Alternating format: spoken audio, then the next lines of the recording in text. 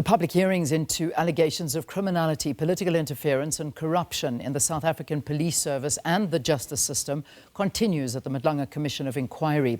Let's cross to SABC News Anchor Sakina Kamwendo and our news reporter Canny Maphanga for more on this story and the latest developments from the Commission. Sakina, over to you. Thanks, Leanne. And of course, welcome back to the Bridget Mabandla Justice College. And this is, of course, where we get into dissecting the evidence from the day before. Canny, and one of those, highly anticipated Vusumuzi Kat Matlala was a central figure to what the terms of reference of this commission relates to. But of course, his testimony was brought forward because of what's happening in another criminal matter involving Vusumuzi Kat Matlala. He was only supposed to appear here on the 1st of September, but of course that was brought forward because there were different dates set out there where he needs to appear in another matter. Absolutely. Well, I think there's a lot of things we can take from Vusumuzi Kat Matlala's testimony, or lack thereof, out of a fear of a self-incrimination. But we do see at the very least that the dots are starting to connect in terms of the PKTT disbandment and where we place Police Minister Senzo Mchunu. It's quite clear that the link between Kat and Mchunu doesn't arise, let's put it that way. I don't want to say it doesn't exist because that's a finding that the commission must make. And it seems that Bram Mokhotsi may have just been taking his opportunities with Vusumuzi Kat Matlala based on his perceived proximity to the police minister Senzo Mchunu. But I think the answers or the questions from Mchunu really lie in Major General Faraz Khan and IDAC, because there you can clearly see a presence of Police Minister Mchunu there. So we've gotten rid of that particular connection with respect to Kat Matlala.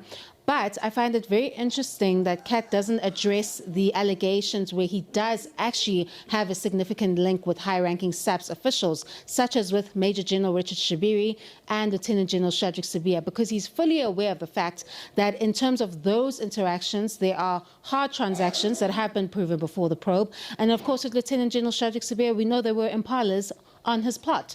And we know that the farmer mentioned that Kat had made that specific payment for those impalas, and the message was sent to Sergeant Fanny Nkosi, and Nkosi doesn't deny that all of his interactions with Vusumuzi Kat Matlala were allegedly for Lieutenant General Shadrack Sibia. Because at that point, the call was to establish where to deliver the impalas. Absolutely. So that evidence is too clear.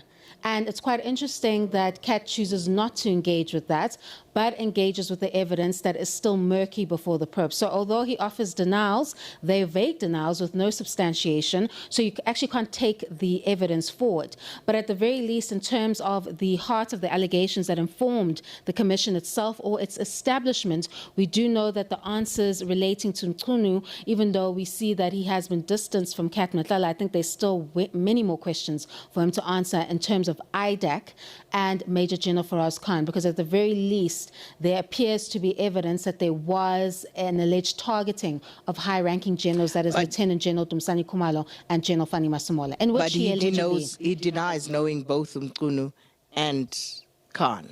Absolutely. And that's precisely the point that I'm making, that Kat Matlala cannot be drawn into those allegations.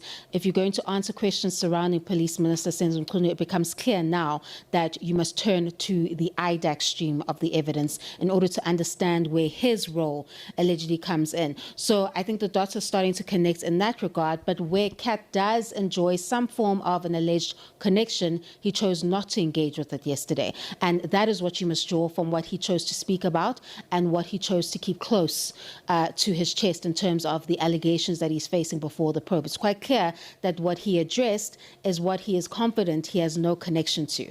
And what he chose to be silent on is where the commission can get more answers or significant evidence from Vusumuzi Kat Matlala. So we'll be speaking to Tebogo Khas at 7:40, and he will, of course, help us with more analysis. Canny will be back after 8 as we unpack more of what was said here. As Canny says, not much in terms of what has already been put before the commission, but there were snippets where things became clearer.